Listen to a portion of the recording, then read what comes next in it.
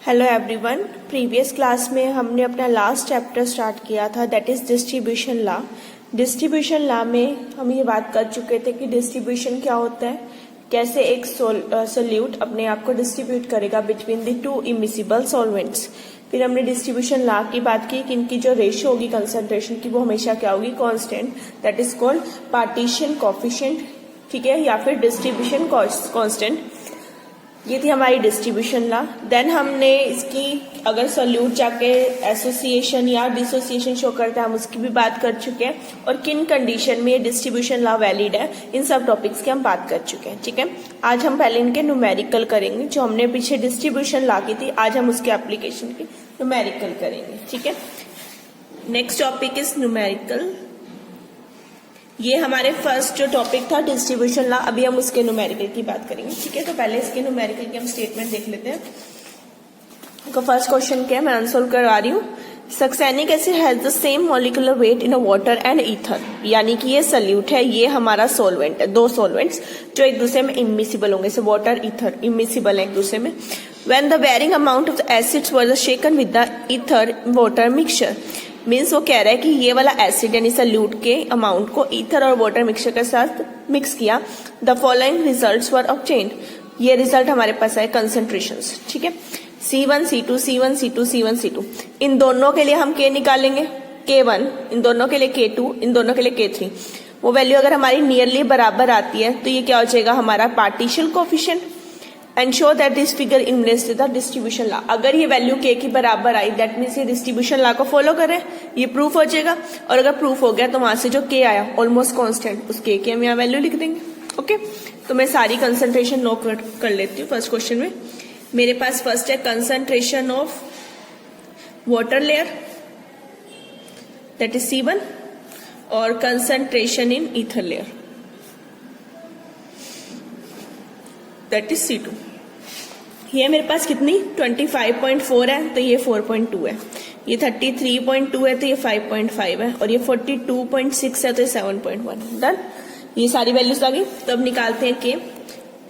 ये फर्स्ट, इसे सेकंड नाम देती हूं, इसे third. Done, for first K1 आ जाएगा 1, ठीक है, that is C1 by C2। C1 is 25.4 upon 4.2। But इस K2, K2 क्या आ जाएगा सेकंड के लिए, C1 बाय C2, ये C1 बाय C2, K2 इसके लिए 33.2 by 5.5, and what is K3, that is C1 by C2 for third, it is 42.6 upon 7. Done, अब मैं इन्हें सोल्व कर लेती हूँ। पहला 25.4 अपॉन 44.2, ये आ गया 6.04। अगला देखते हैं 33.2 डिवाइडेड बाय 5.5, 6.03। ये दोनों तो नियरली सेम आई है। और लास्ट वाला हमारा 42.6 डिवाइड बाय 7.1, 6। ये हमारा कितना आया, 6 आया। देखो नियरली 6 के अराउंड ही सारी वैल्यूज आ रही हैं, ठीक है, बट हमें तो एक वैल्यू चाहिए। चाहे तो आप इनका मीन लेके लिख दो, चाहे आप ऐसे लिख दो। मीन ले लेते हैं अब इनका, मीन यानी K, that is partition coefficient K1 plus K2 plus K3। Almost बराबर थी तभी मीन ले रहे हैं हम, ठीक है।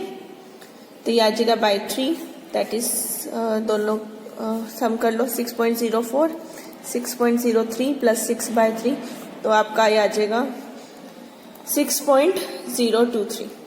नियरली जो हमारा आंसर आ रहा है, ये कितना है 6.03, हमारा इतना आंसर आ गया, नियरली बराबर। और इसने डिस्ट्रीब्यूशन लॉ को फॉलो भी कर लिया, तो इसलिए हमारा यहाँ पे क्या गया, पार्टीशन कोएफिशिएंट। क्लियर। नेक्स्ट आते हैं सेकंड क्वेश्चन पे। सेकंड क्वेश्चन में भी देखो डाटा दिया हुआ है I2 का CS2 लेयर और वाटर लेयर में, C1 C2 सबके लिए निकालो। Show that this result agreement with the distribution law. आपको बताना है कि डिस्ट्रीब्यूशन लॉ को फॉलो करता है। तो मैं सारा डाटा लिख लेती हूँ। C1 C2 1.64, 0.041, 1.29, 0.032, 0.0032 है, ये भी 00 है, 0.63 अपॉन 0.0016, 0.40 अपॉन 0.0010। ये मेरा डाटा लिख लिया, ठीक है। अब फर्स्ट, अगेन ये सेकंड, ये थर्ड, और ये फोर्थ केस। चारों के लिए आपने क्या निकालना है, K1 निकालते हैं, कितना आ जाएगा 1.64 upon 0.0041। What is K2, 1.29 upon 0.0032, done. And what is K3, 0.63 upon 0.0016 and what is K4, 0.40 upon 0.0010। आ गया मेरे पास ये सारी चीजें, ठीक है। चारों का हमने ले लिया, अब सोल्व कर लो। जब आप इसे सोल्व करोगे तो कितना आता है, ये आएगा हमारा 400। इसे सोल्व कर रहे तो आ रहा 403.1, इसे सोल्व करने पे आ रहा आपका 393.75 और इसे सोल्व करने पे 400 आ रहा है, ठीक है। देखो चारों डाटा नियरली सेम आ रहे हैं, इसका मतलब ये क्या है, ये डिस्ट्रीब्यूशन लॉ को फॉलो करता है, ठीक है। This follow the distribution law. उसने हमें ये बोला था, उसने K की वैल्यू नहीं पूछी होती तो इन चारों का मीन ले लेते, ओके। नेक्स्ट आते हैं अपने थर्ड क्वेश्चन पे। देखो statement, in a distribution of the succinic acid between ether and water, temperature given है 25 cc of this ether layer. Ether layer की कंसंट्रेशन कितनी गिवन है, 25 cc, ठीक है। Contain this gram of acid, उसके अंदर इतने ग्राम एसिड है, यानी कंसंट्रेशन निकालने के लिए दिस अपॉन दिस कर देंगे, mass upon volume. Find the weight of acid present in 50 cc of aqueous solution, means उसकी कंसंट्रेशन मुझे अभी निकालनी है, क्लियर। पहले देख लेते हैं हमें क्या करना। C1 किसकी कंसंट्रेशन ले लेते हैं हम, ईथर लेयर की, ठीक है। ईथर लेयर में उसने कहा 25 cc और 0.08 ग्राम, मास अपॉन वॉल्यूम होता है कंसंट्रेशन में, ठीक है। तो कितने ग्राम कितने ml में डिसॉल्व हुआ, तो ऊपर आ जाएगा हमारा 0.08 अपॉन 25। इसे सोल्व कर लो, 0.08 अपॉन 25 कितनी वैल्यू आती है, ये आ गया 0.0032, ठीक है। तो मेरी C1 आ गई। आगे कहते हैं, उसने K की वैल्यू दी है लास्ट लाइन में, देखो तो K मुझे कितना गिवन है 5.3। वो कहते हैं फाइंड द वेट, ये वाला वेट निकालना है, जैसे इसका था ना वेट, ऐसे वेट निकालना है। ये वैल्यू मुझे गिवन है इन C2, तो C2 मेरा किसके बराबर होगा, C2 होगा जो भी वेट आएगा, ठीक है। Let that weight is x, मैंने उसे x रख दिया, अपॉन कितनी उसकी वैल्यू गिवन है, कितने ml है 50 cc, डन। तो C2 की वैल्यू कितनी आ गई, x upon 50। Now according to distribution law,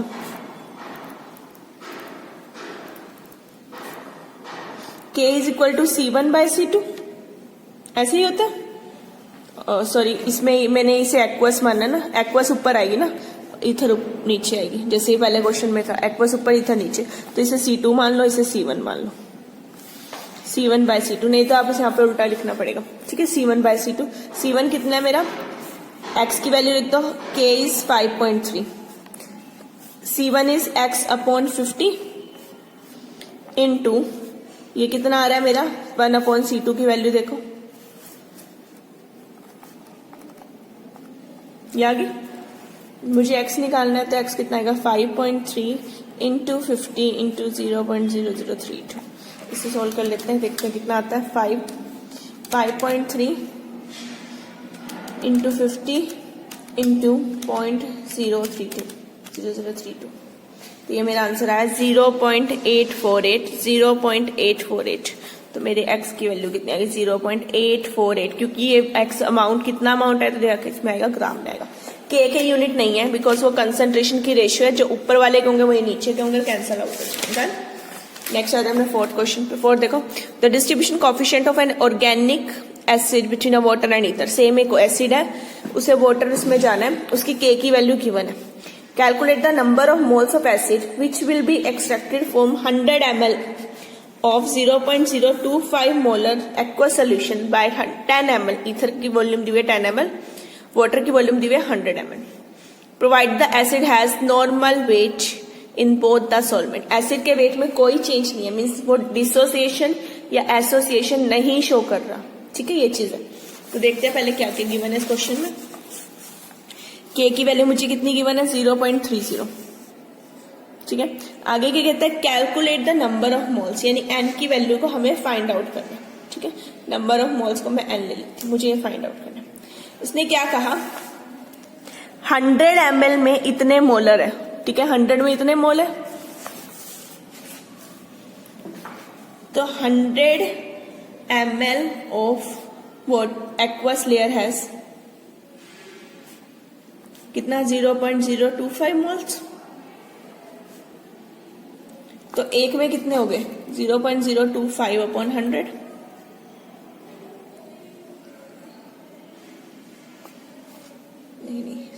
sorry 1000 में ना 100 में निकालना है, इतने मोलर दिया हुआ है ना 1000 में इतने मोलर है, तो मुझे 100 में निकालना है।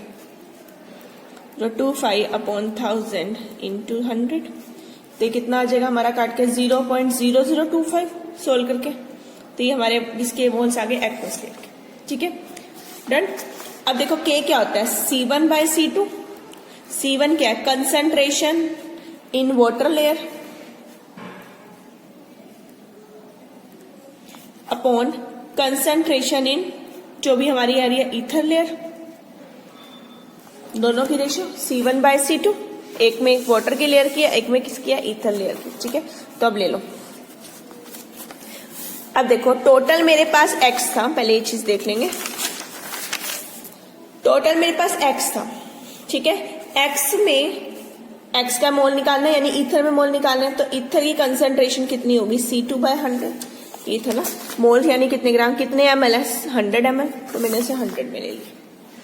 डन। अब वाटर की कंसंट्रेशन जितना टोटल था यानी x था ना टोटल मोल, उसमें से इतने तो ईथर में चले गए, रिमेनिंग कहाँ पे जाएंगे हमारे टोटल में से 0.025 टोटल था, इसमें से x तो इसमें चले गए थे यानी x कम हो गए ना हमारे पास, टोटल में से हमारे पास x क्या हो गए कम हो गए, डिवाइडेड बाय 100। ठीक है, क्योंकि इसकी वॉल्यूम कितनी दी हुई है मुझे 100 ml, तो यहां से मैंने इसकी वॉल्यूम कितनी ले ली 100 ml। तो ये मेरी किसकी वैल्यू होगी C1 की। अब K किसके बराबर है C1/C2। What is C1 0.025 minus x upon 100 and what is C2 x upon 10 which is K is 0.30। अब इसे सोल्व कर लेते हैं।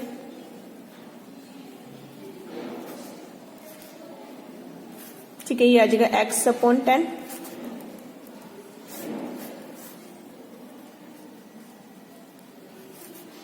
ये 10 इधर ले जाते हैं तो 0.030 इंटू एक्स इंटू 10 ये आ जाएगा मेरे पास। अब यहां से सोल्व कर लेते हैं।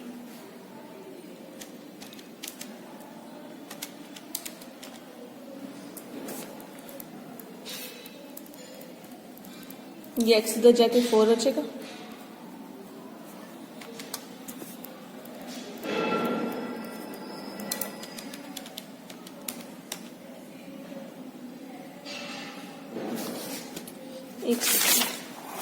सॉरी मैंने यहाँ पे डबल जीरो थी ना, 2 जीरोस, मैंने यहाँ सिंगल जीरो लिखी ना, जो मैंने मोल्स निकाले थे, यहाँ डबल जीरो चल रही है, सिंगल नहीं है।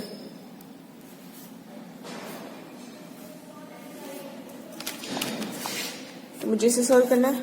0.0025 डिवाइड बाय 4, तो ये आता है मेरा 0.00063 है। ठीक है, 625, तो आंसर है मेरा 0.00030 डन। तो ये मेरा फोर्थ क्वेश्चन हो गया। अब आते हैं अपने नेक्स्ट स्टेटमेंट में, फिफ्थ स्टेटमेंट पे। फिफ्थ में देखो क्या कहता है, if the distribution coefficient of water and benzene is this, यानी के की वैल्यू गिवन है, calculate the number of moles of benzoic acid which will be accepted for 100 cc of this. 100 cc में से इतने निकले तो हमें एक्स की वैल्यू निकालनी है, और 10 cc किसकी गिवन है, बेंजीन की वैल्यू। ठीक है, अब देखो इसे सोल्व करना है। ले लो, जैसे इन्होंने हिंट भी दिया हुआ है, 100 cc of aqueous layer has कितने मोल है, 0.02 मोल इन्होंने लिखा है ना। ठीक है, तो 100 में इतने आ गए हमारे पास। तो आगे निकाल लो इसमें, ये तो इतना है। सपोज करो जो बेंजीन एक्सट्रैक्ट होनी है वो कितनी है हमारी, x, जैसा इन्होंने दिया। Amount of benzoic acid extracted into benzene, let that is x मोल, जिसकी मुझे वैल्यू फाइंड आउट करना है, ये x मुझे निकालना है। ठीक है, जैसे यहाँ पर भी मैंने x ले लिया, मैंने इसे n माना था तो मैं इसे x ही ले रही हूँ। ठीक है, तो यहाँ x मैंने वो ले लिया। अब टोटल इतना था, अब एक्वस लेयर इतना तो मेरा ईथर में चला गया, तो एक्वस में कितना बचा, लेफ्ट इन एक्वस लेयर, वो कितना हो गया, टोटल में से x काट दो, वो बचा हुआ किस में चला जाएगा, मेरा एक्वस लेयर में। Done, clear. अब कंसंट्रेशन देखो, C1 क्या है, concentration in aqueous layer.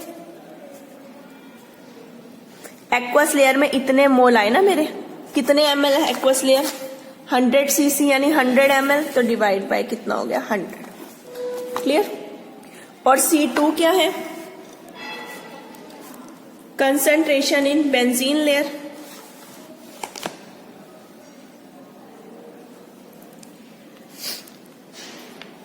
Benzene में कितने गए, x, बचे हुए x थे ना हमारे पास टोटल जो x, और इसकी वॉल्यूम कितनी है 10, तो x by 10। Now what is k, k is C1 by C2। C1 की वैल्यू ले लो अपनी 0.02 माइनस x अपॉन 100, C2 ले लो x अपॉन 10, नीचे आएगा ना, मैंने इसे पहले ही ऊपर करके लिख दिया, equal to k, k is 0. पहली लाइन में दिया 304, फर्स्ट लाइन में देखो, सोल्व करो, ये 10 कैंसिल हो रहा है, तो यार 0.02 माइनस x, ये 10x इधर चला गया,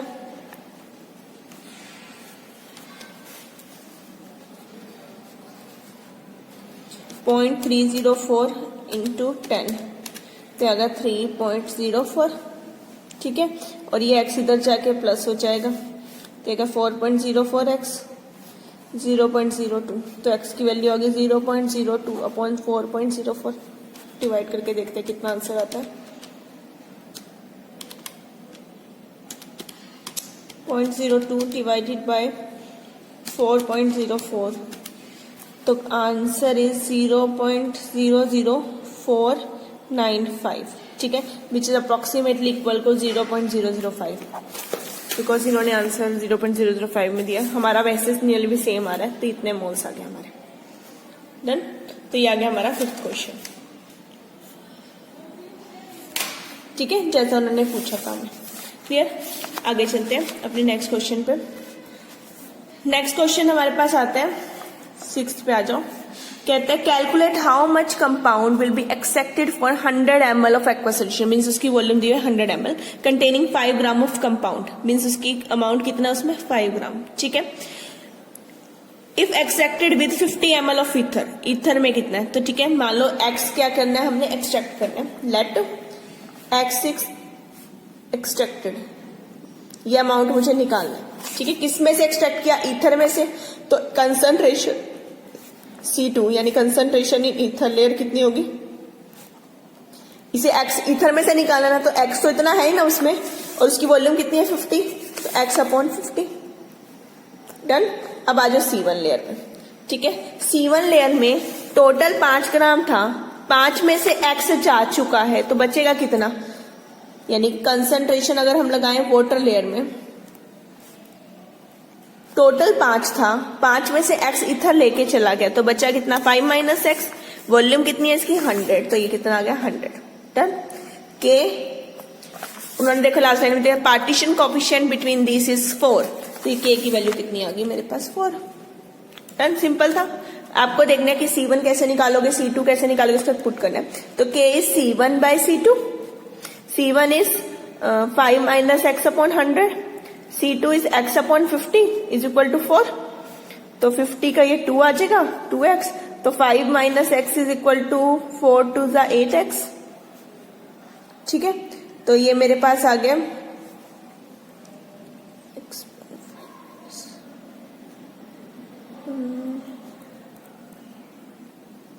9x, तो x is equal to 5/9।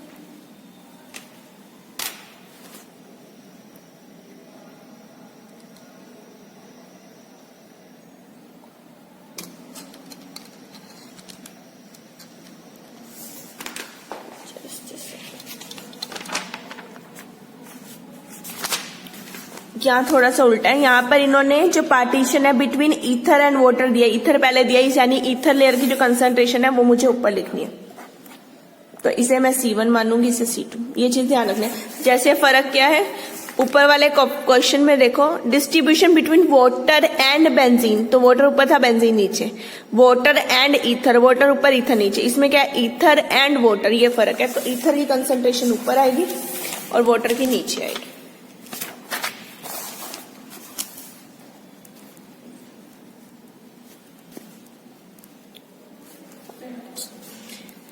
Concentration in ether layer divide by concentration in aqueous layer, जैसा हमें न्यूमेरिकल में दिया हुआ ना। तो ईथर लेयर की जो कंसंट्रेशन मैंने निकाली है वो कितनी है, x/50, और वो निकाली है तो 5 - x/100 = 4। ये चीज है, जैसा आपको गिवन होगा उसके अकॉर्डिंग आप इसे सोल्व करोगे। तो ये आ गया 2x, तो ये आ गया 2x/20 - 4x, तो 20 = 6x। जब इधर जाएगा तो x की आगे वैल्यू 20/6, 20/6 यानी 3.33 ग्राम। ये हमारा आंसर है, ठीक है, 3.33 ग्राम। तो आपने देखना है कि कोफिशिएंट जो दिया हुआ है वो किसके बीच में दिया हुआ है, ईथर एंड वाटर लिखा हुआ है या वाटर एंड ईथर लिखा हुआ है, उसी के अकॉर्डिंग आप इसे क्या करेंगे, सोल्व करेंगे। ओके, तो ये तो जो अभी तक हमने पार्ट किया था डिस्ट्रीब्यूशन का, डिस्ट्रीब्यूशन लॉ क्या होती है, हमने उसके अभी तक के न्यूमेरिकल कर लिए, ठीक है। देन हमने ये जो डिस्ट्रीब्यूशन लॉ किया, अब अपने इसके नेक्स्ट टॉपिक पे, इसका लास्ट टॉपिक है बट थोड़ा वाइड है, ठीक है, बिकॉज अब हमने करनी है एप्लीकेशन। इसकी एप्लीकेशन जो हमने पढ़ा यानी डिस्ट्रीब्यूशन लॉ, तो next topic is application of distribution law. थोड़ी सी वाइड हो जाएंगी बिकॉज हर एप्लीकेशन के न्यूमेरिकल्स होंगे, उन्हें हम साथ साथ सोल्व करेंगे, ठीक है। तो आते हैं पहली एप्लीकेशन पे। पहली एप्लीकेशन कहते हैं कि ये हमें हेल्प करता है इन calculation of solubility of solute, ठीक है, इन calculation of solubility of solute in solvent। जो भी हमने सॉल्वेंट लिया उसमें कितने हद तक हमारा सोल्यूट जो है वो सोल्यूबल है, इसे निकालने में भी क्या ये हेल्प करेगा, ठीक है। अब हम यहाँ पे बहुत स्मॉल अमाउंट में डाल रहे हैं, एक्सेस में तो नहीं डाल रहे। अगर मान लो एक्सेस में डालोगे तो वो जाके उसमें क्या आ जाएगा, सोल्यूबल हो जाएगा। तो जैसे हमने यहाँ कंसंट्रेशन ली C1/C2, तो ये किसके बराबर हो जाएगी हमारी सोल्यूबिलिटी, यानी S1/S2 which is equal to K। अगर स्मॉल में लिया तो कंसंट्रेशन का रेशियो, अगर उसी को चीज को लार्ज में ले लो तो क्या आ जाएगी, सोल्यूबिलिटी। ये 1 फर्स्ट सॉल्वेंट को रिप्रेजेंट कर रहा है, 2 सेकंड सॉल्वेंट को रिप्रेजेंट कर रहा है, which is equal to K is partition coefficient. तो आपने ये चीज याद रखनी, डन। तो हम इसी चीज के न्यूमेरिकल देख लेते हैं, इसी टॉपिक की, ठीक है। इसी टॉपिक का जो मेरा फर्स्ट न्यूमेरिकल देखो, अनसोल्व न्यूमेरिकल है, सोल्व मैं नहीं करा रही हूँ, अनसोल्व करा रही हूँ। At this temperature the aqueous solution of iodine contain this gram per litre, इतने ग्राम पर लीटर है, मीन्स ये इसकी कंसंट्रेशन गिवन है। With equilibrium CCl4 this gram per litre, यानी कि ये CCl4 में एक C1 और एक क्या आ जाएगा मेरे पास C2 की value of water is this, what will be the solubility in CCl4। अगर वाटर में इतनी सोल्युबिलिटी है तो CCl4 में कितनी सोल्युबिलिटी होगी, आपने इस चीज की वैल्यू को फाइंड आउट करना, ठीक है। तो अब आप यहाँ पे सोल्व करते हैं। C1 ले लो, C1 जैसे हम एक्वस ले रहे हैं वैसे ले लेंगे। एक्वस लेयर में कितनी है, 0.0576 ग्राम पर लीटर, तो ये C1 की वैल्यू आ गई, ठीक है। C2 ले लो, C2 कितना है, 4.412 ग्राम पर लीटर, जैसा क्वेश्चन में गिवन है। सॉल्युबिलिटी इन आयोडीन की इन वाटर लेयर गिवन है, यानी फर्स्ट लेयर में गिवन है, दूसरी लेयर में CCl4 में निकालनी है। Now C1/C2 is equal to S1/S2, यही मेरे पास फॉर्मूला है। C1 की वैल्यू लिख दो, यही लिख रही हूँ मैं, 0.0576 अपॉन C2,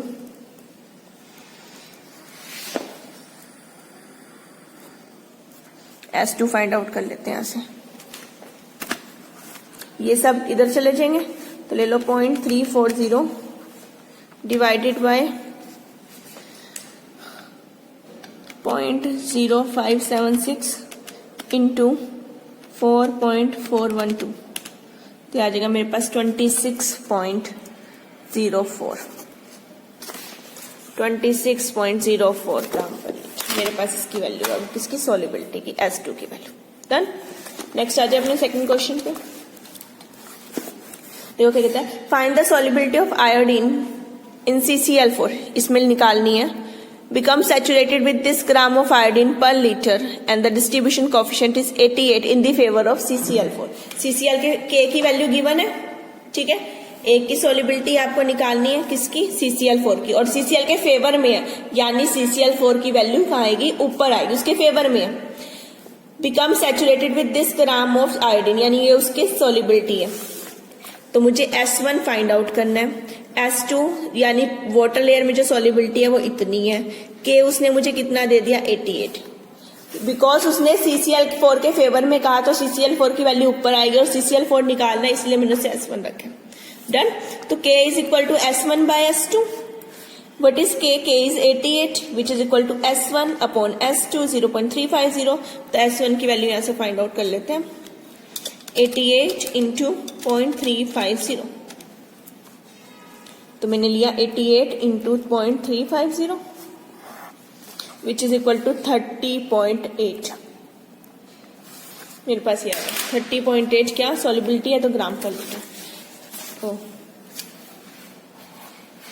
क्वेश्चन है, the solubility of iodine in CCl4 is this, temperature is this gram per litre. Solubility given है किसमें, आयोडीन की CCl4 लेयर में, वाटर में इतनी है, ठीक है। In solution of CCl4 containing this gram per litre, calculate the solubility at this temperature. दूसरे की सॉलिबिलिटी हमें निकालनी है, कंसंट्रेशन गिवन है, सॉलिबिलिटी गिवन है, एक से हमें दूसरे की वैल्यू को फाइंड आउट करना है, ठीक है। पहले कंसंट्रेशन देखते हैं किसकी, CCl4 में कितनी कंसंट्रेशन है, तो C1 ले लो, एक C2, एक S1 और एक S2। मुझे सारी वैल्यूज को क्या करना है, फाइंड आउट करना है, क्लियर। तो देखो उसने कहा सॉलिबिलिटी ऑफ आयोडीन इतनी दी हुई है CCl4 में, let that is C2, solubility कितनी हुई है 99.1 ग्राम पर लीटर, ठीक है। If this layer contain, if iodine water containing this gram in equilibrium with solution of this gram, तो मुझे ये वैल्यू कितनी गिवन है, सेम। अब बड़ी वैल्यू जो आएगी हम उसे C1 लेंगे, छोटी वैल्यू को C2 लेंगे, तो बड़ी वैल्यू मेरी है CCl4 वेयर में तो 8.2, छोटी वैल्यू मेरी है 0.103। तो जब मैंने ये CCl4 है और ये वाटर है, ठीक है, तो 1 CCl4 को रिप्रेजेंट कर रहा है, तो जो पहली सॉलिबिलिटी है वो भी 1 की गिवन है, तो इसे मैं S1 कर रही हूँ, इसे मैं S2 कर रही हूँ। तो मुझे S2 की यानी वाटर लेयर की वैल्यू को फाइंड आउट करना है, सॉलिबिलिटी इन वाटर लेयर। तो करते हैं formula, K is equal to C1 by C2 is equal to S1 by S2। C1 कितना है 8.2, C2 कितना है 0.103, S1 की वैल्यू है 29.1, S2 मुझे फाइंड आउट करना है, तो S2 कितना आएगा यहां से निकाल लो। जो बड़ी वैल्यू होगी इसको हमेशा आप 1 कंसीडर करोगे, बाकी इस केस में तो आप उसे 1 ले लो या 2 ले लो, तब भी कोई फर्क नहीं पड़ता हमें।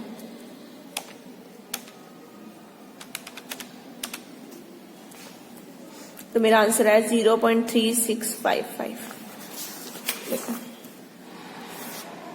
तो मेरा आंसर कितना आ गया 0.366, ठीक है, कितने में, ग्राम पर लीटर, क्लियर। तो ये थी मेरी पहली एप्लीकेशन डिस्ट्रीब्यूशन लॉ की, जो मैंने अपनी पहली एप्लीकेशन की और उसके न्यूमेरिकल किए। इससे पहले हमने जो न्यूमेरिकल थे वो किए थे जो हमने लास्ट टाइम की थी, यानी कि डिस्ट्रीब्यूशन लॉ। तो डिस्ट्रीब्यूशन लॉ है हमारी कि एक सॉल्वेंट सोल्यूट कैसे अपने आप को 2 सॉल्वेंट्स के बीच में डिस्ट्रीब्यूट करता है, और जैसे वो डिस्ट्रीब्यूट करेगा 2 के बीच में, तो जो उनका रेशियो होगा कंसंट्रेशन का वो हमेशा क्या होगा, कांस्टेंट होगा। और वो कांस्टेंट हमारा क्या होता है, डिस्ट्रीब्यूशन कांस्टेंट या partition coefficient, that is K। और उसी की पहली एप्लीकेशन हमने क्या की कि उसी चीज से हम उनकी सॉलिबिलिटी निकाल सकते हैं। डिस्ट्रीब्यूशन के लिए अमाउंट हमेशा हम स्मॉल लेते हैं, अगर उसे एक्सेस में करेंगे तो कुछ ना कुछ हद तक उसमें क्या हो जाएगा, सॉल्युबल हो जाएगा, और जब सॉल्युबल हो जाएगा तो उसकी कुछ सॉल्युबिलिटी की वैल्यू होगी जो उनकी रेशियो से हम फाइंड आउट कर सकते हैं। तो यहाँ से हमारे पास जो रेशियो आती है कंसंट्रेशन की, that is C1 by C2। यहाँ ये चीज तो हमने डिस्ट्रीब्यूशन में पढ़ी थी, बस अब एप्लीकेशन में ये चीज यानी सॉल्युबिलिटी को हमने क्या किया, इंक्लूड कर लिया। और सॉल्युबिलिटी क्या है, जो फर्स्ट लेयर होगी उसकी सॉल्युबिलिटी S1, जो सेकंड लेयर होगी उसकी सॉल्युबिलिटी S2। तो न्यूमेरिकल में चाहे तो अगर आपको कंसंट्रेशन गिवन है आप पहले के निकाल लो, फिर इक्वेट कर दो, चाहे आप इन्हें डायरेक्टली इक्वेट कर दो, चाहे आप इन दोनों को इक्वेट कर लो। जैसे ही आपको वैल्यूज गिवन है क्वेश्चन में, उसी के अकॉर्डिंग आप वैल्यूज को पुट करके फॉर्मूला लगा के आप उसे सोल्व करोगे। ठीक है, तो ये हमारी फर्स्ट एप्लीकेशन थी डिस्ट्रीब्यूशन लॉ की। नेक्स्ट क्लास में हम अपनी सेकंड ऑनवर्ड एप्लीकेशंस करेंगे। ये लास्ट है इसका टॉपिक एप्लीकेशंस। तो ये एप्लीकेशंस और इनके न्यूमेरिकल है जो हम अपने नेक्स्ट क्लास में करेंगे। Okay, thank you everyone.